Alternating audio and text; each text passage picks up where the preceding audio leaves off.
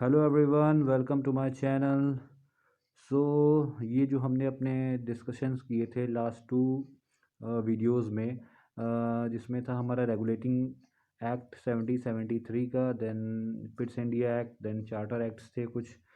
सो हम उन्हीं चीज़ों को आज कंटिन्यू करेंगे और उसी कड़ी में आगे बढ़ते हुए हम समझेंगे कि जो आगे के चार्टर एक्ट्स आए उसमें एडमिनिस्ट्रेशन में और रूलिंग में क्या क्या चेंजेस आया और उसने कैसे हमको अफेक्ट किया। So I have made some points, ठीक है, कुछ पॉइंट्स हैं मेरे पास, I will discuss on them. So let me begin with charter act of 1833। इससे हम शुरुआत करेंगे। So the first point in this Charter Act is this Charter Act was enacted by British Parliament. Okay, we have to understand that this act was enacted by British Parliament, provided for the establishment of Law Commission for consolidation and codification of Indian laws. ठीक है, ये जो act basically आया था वो किस लिए आया था? दिस एक्ट कौन लाया था? सबसे पहले तो ब्रिटिश पार्लियामेंट लेके आई थी। ठीक है, किस लिए? ताकि जो लॉ कमीशन जो एक इस्टेब्लिश किया जाएगा वो सारे लॉज को, जो इंडियन के लॉज हैं उन्हें कंसोलिडेट करें। ठीक है, इसके लिए ये चीज़ लाया गया था ना। 1835, 1833 में ये लॉ आता है। 1835 में जो लॉ कमीशन होता है उसके चेयरमैन बनाए जाते हैं लॉर्ड मकौले। कब? 1835 में, after 2 years of this commission. Slavery system in India was declared illegal through this charter act. Very very important point. जो स्लेवरी थी हमारे देश में फैली हुई थी उस चीज़ को एबॉलिश कर दिया जाता है व्हेन इन 1843। ठीक है, 1843 में एबॉलिश कर दिया जाता है। Governor general and his council were given vast powers. This council could legislate for the whole of India subject to the approval of the board of controllers. ठीक है, तो गवर्नर जनरल और उनकी काउंसिल को काफ़ी ज़्यादा पावर्स दे दी जाती है इस एक्ट के थ्रू। ठीक है, तो ये एक इम्पॉर्टेंट पॉइंट इसमें निकल के आया है। और अगर हम बात करें आगे, तो the council got full powers regarding revenue and single budget for the country was prepared by the governor general. जैसे कि हम देख सकते हैं, क्योंकि पावर्स बहुत ज़्यादा दे दी गई थी।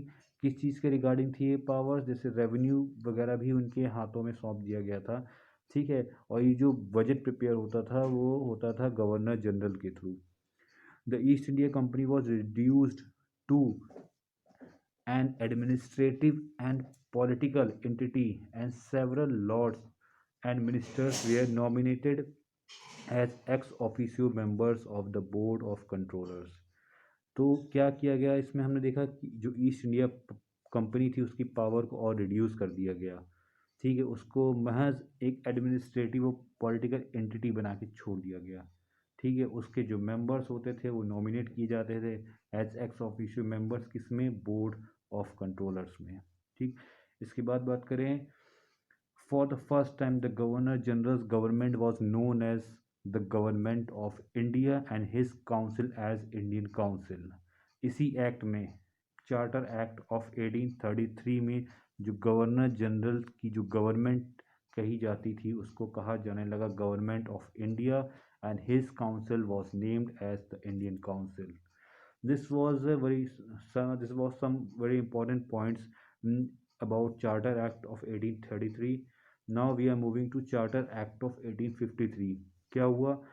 हमने पहले देखा कि 20 साल में एक्ट्स आ रहे हैं, चार्टर एक्ट्स। ठीक है, जैसे कि पहले तो 93 में आया, फिर 1793 में आया, फिर 1813 में आया, 1833 में आया, देन 1853 में एक एक्ट आता है। क्या है इस एक्ट में? आइए जानते हैं। This was the last of the charter acts and it made important changes in the system of Indian legislation. Important point है कि ये जो चार्टर एक्ट्स जो चले आ रहे थे सीरीज से हमारे, उस कड़ी में जो लास्ट एक्ट था वो था हमारा charter act of 1853। This act followed a report of the then governor general Dalhousie for improving the administration of the company. Important point एक ये भी है कि जब ये एक्ट आया उस वक्त जो गवर्नर जनरल थे इंडिया के वो थे लॉर्ड डलहौजी। ठीक है, A separate governor for Bengal was to be appointed. The legislative and administrative functions of the council were separately identified. Legislative और एडमिनिस्ट्रेटिव फंक्शंस को जो है सेपरेटली आइडेंटिफाई कर दिया गया था, ठीक है, उनको बांट दिया गया था। And recruitment of the company's employees was to be done through competitive exams. Competitive exams की शुरुआत हो गई थी इस एक्ट के थ्रू, 1853 के थ्रू। उससे पहले अभी तक ऐसी कोई बात नहीं की गई है, ठीक है। British parliament was empowered to put company's governance of India to an end at any suitable time.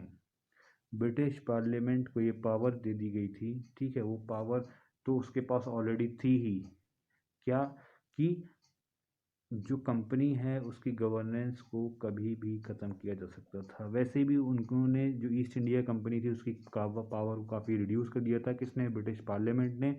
दूसरी चीज़ ये है कि अब उसकी पावर को बिल्कुल ही ख़त्म करने की जो कुछ प्रावधान थे वो इस एक्ट्स में थे, ठीक है।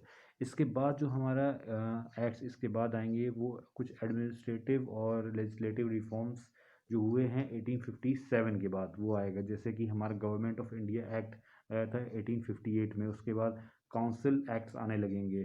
जैसे 1861 में एक एक्ट आया था इंडियन काउंसिल एक्ट, फिर 1892 में काउंसिल एक्ट आया था, उसके बाद पार्लियामेंटो रिफॉर्म्स आए थे, तो वो सब चीज़ें हम आगे देखेंगे। So I hope you like this video. If you like this video, then please do like and subscribe. Thanks for watching this video. Okay, have a good day.